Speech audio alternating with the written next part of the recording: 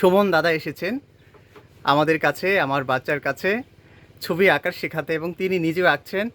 আমার বাচ্চাদের কাছে সব কিছু বিতরণ করা শেষ। এখন আমরা তাদেরকে ছবি আঁকতে দিয়েছি। সবাই যে যার মতো ছবি আঁকছে। শেখানোর জন্য আমাদের সুমন দাদা আছে। ছবি আঁকার বাচ্চাদের একটা সৃজনশীলতা বৃদ্ধি করে, যেটা তাদের কল্পনা শক্তিকে আরও শক্তিশালী করে তোলে। তো সেজন্য এটা খুবই গুরুত্বপূর্ণ।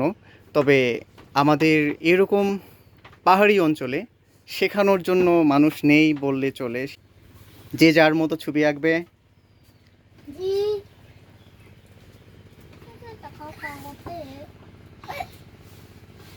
ছবি কার কতটুকু আঁকা হয়েছে মামান দেখি? তোমার তোমার ছবি? আচ্ছা, খুব সুন্দর। এটা অঙ্কিয় সিং। তারপরে এদিকে অম্প্রু দেখি। এই তো শেষনি জাদুরাম দেখি। খুব সুন্দর। ধনু, ধনু এটা কি কালো কালো? এটা কি ফুল? আচ্ছা, কালো ফুল। আর তোমার দেখি বেবি, তোমার এটা? ও খুব সুন্দর, তুমি তো একটা মানুষ এঁকেছো। আর মেছায় এদিকে আমাদের দাদা ব্যস্ত ছবি এঁকে। স্যার আমার তো দেখেন স্যার।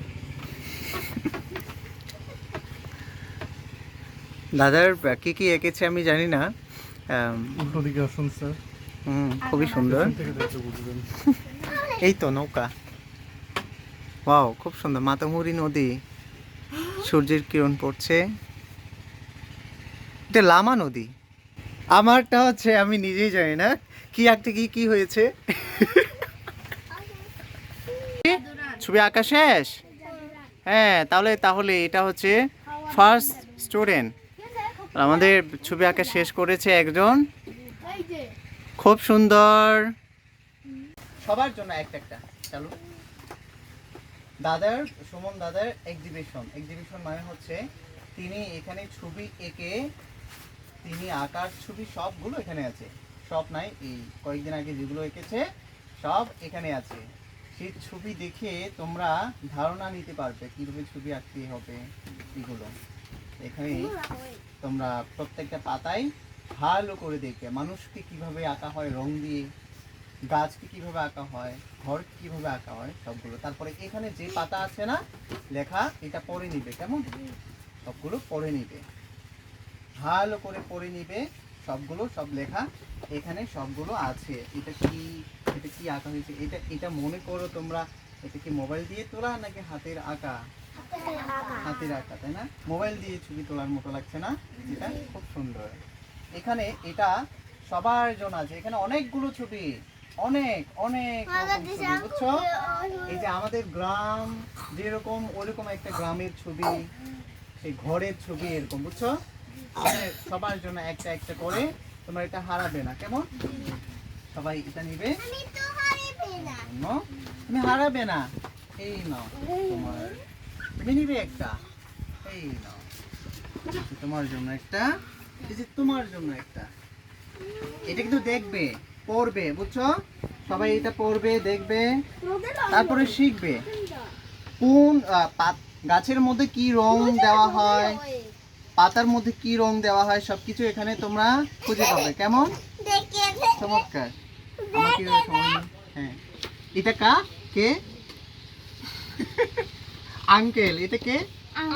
আঙ্কেল। বাহ, খুব সুন্দর না? তারপরে এখানে কি কি আছে? এই যে দেখো, এটা কি? মানুষ। আর এটা বোট, নৌকা। হ্যাঁ, ছিঁড়ে যাবে না, ভালো করে খুলবে। হ্যাঁ, খাতার মতো। আর এই এই যেটা তোমরা আজকে ছবি এঁকেছো, প্রত্যেকটা পাতায়, কোনো পাতায় নষ্ট করা যাবে না। প্রত্যেকটা পাতায় ছবি আঁকবে এইভাবে। কেমন?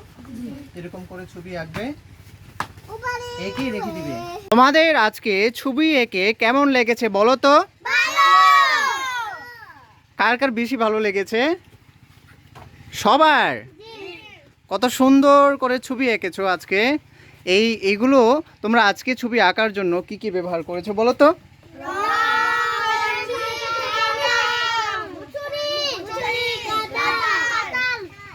তারপরে তোমাদের একটা ব্যাগ দেখা গেছে, এটা কি? যে ব্যাগটা সব রং, খুব সুন্দর না? পছন্দ হয়েছে তোমাদের? কার কার পছন্দ হয়েছে? সবার? আচ্ছা, তাহলে তোমাদের একটা শর্ত, সেটা হচ্ছে তোমরা কি আজকের পর থেকে ভালো করে ছবি আঁকবে? হ্যাঁ। আর একটা জিনিস দিয়েছে, সেটা হচ্ছে একটা বই দিয়েছে, সেখানে অনেকগুলো ছবি আছে। সেটা কোন গ্রাম বলো তো?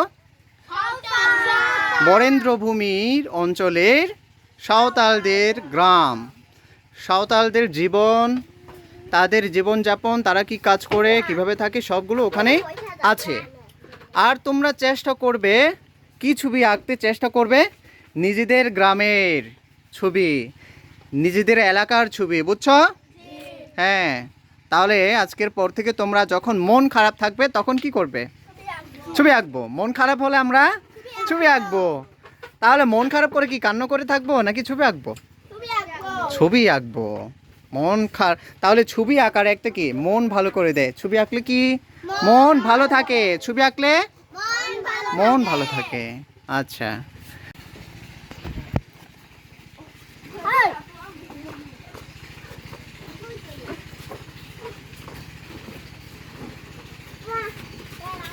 বেবি খুশি?